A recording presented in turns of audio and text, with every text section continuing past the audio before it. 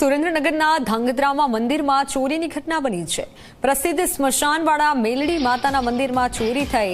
મેલડી માતાના મંદિરમાંથી સોના ચાંદીના દાગીના અને દાનપેટીમાંથી રોકડ રકમની પણ ચોરી થઈ। ચોથી વાર ચોરી થતા ભક્તોમાં આક્રોશ ફેલાયો છે। એક વર્ષમાં જ ચોથી વાર આ ચોરી થઈ છે। ચોરીની ઘટના થઈ કેમેરામાં કેદ। આપ દ્રશ્યો જુઓ। સીસીટીવીમાં સમગ્ર ઘટના જોઈ શકાય છે। ચોર આવે છે, ચોરી કરી અને ફરાર થઈ જાય છે, પરંતુ હાલ તેને લઈને લોકોમાં પણ આક્રોશ જોવા મળી રહ્યો છે, કારણ કે એક જ વર્ષમાં આ ચોથી વાર ચોરીની ઘટના બની છે। ત્યારે લોકોની આસ્થા જોડાયેલી છે મંદિર સાથે અને અવારનવાર આવી ઘટનાઓ બનતા લોકોમાં પણ રોષ છે।